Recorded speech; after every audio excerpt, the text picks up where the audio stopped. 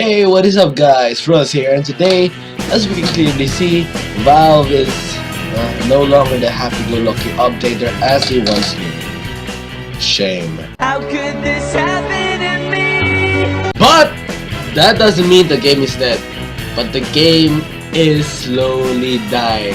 Please don't kill me, it's true! Now the Jungle Inferno update gave it a brief shock of life, but just like Fred Figlehorn's channel, it will only last for so long before it inevitably dies.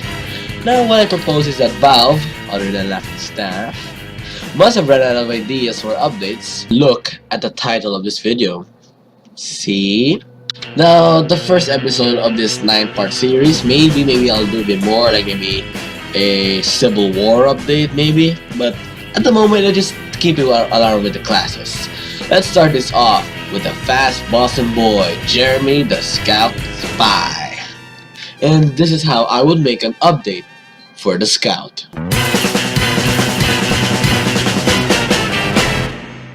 Now, what I would do is this. The Meteor Match update came with a comic, and it drew a lot of attention, so I plan on doing something like that. So, as a general rule for each update, I would include at least one comic, 3 weapon balances or changes, and 2 new shiny toys.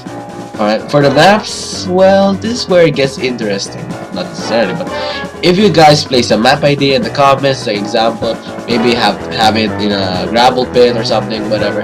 Just place your map ideas in the comments below with the hashtag scout map. The best one shout out in the next episode.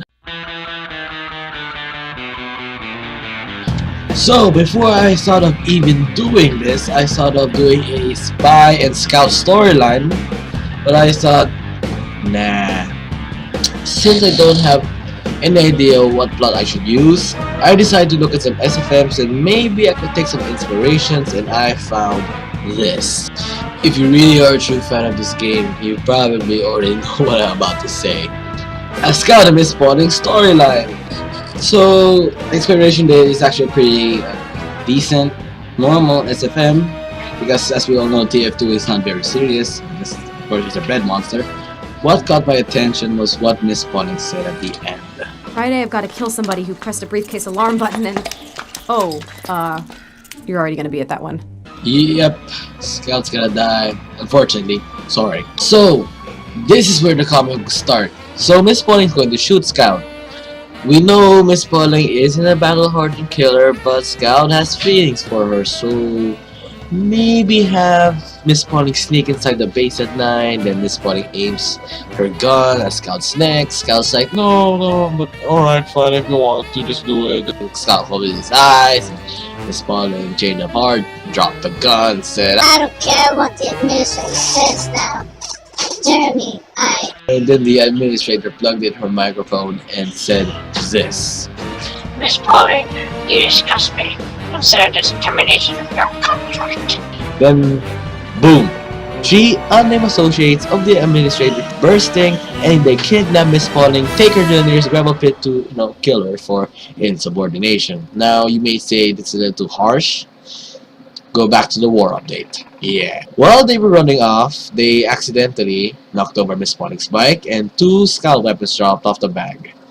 They then rode off in their small, maybe Mustang or something.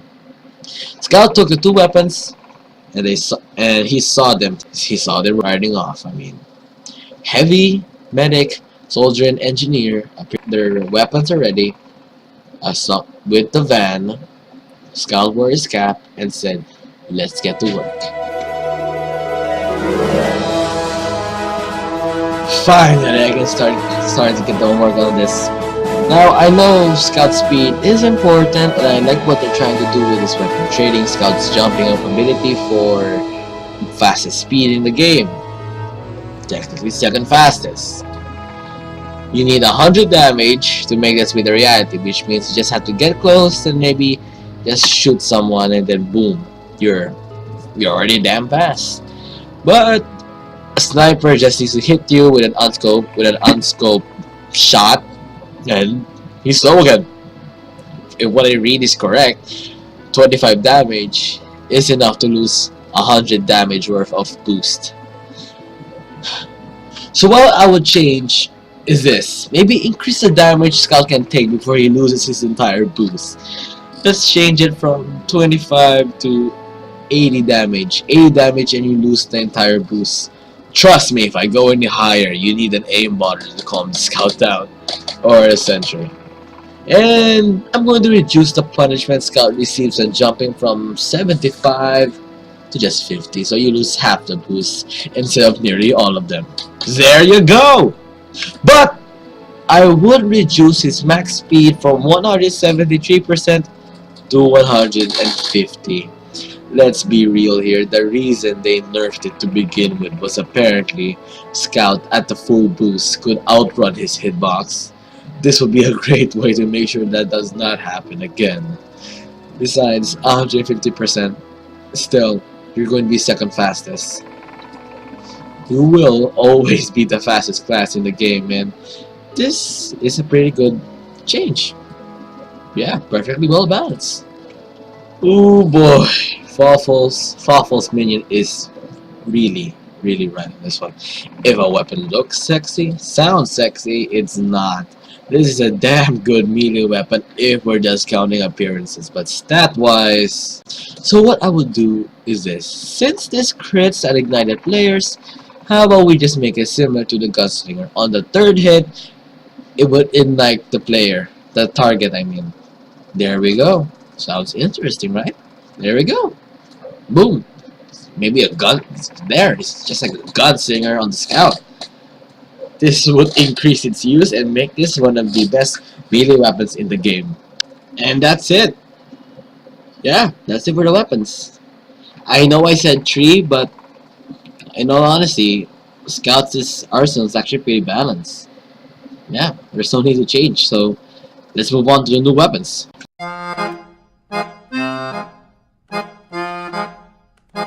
Alright, first weapon called Lucille. Yes, I am a big fan of The Walking Dead. Just looking at Negan holding Lucille just made me, oh my god. I say add that into the game, maybe change its name or something, I don't know about copyright, but here we go. The stats of Lucille, that it deals 20% more damage because it's freaking Lucille.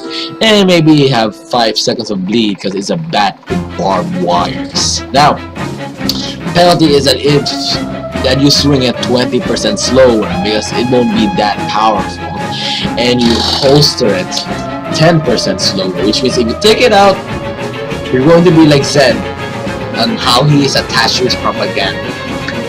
And there we go, Lucille. Yeah.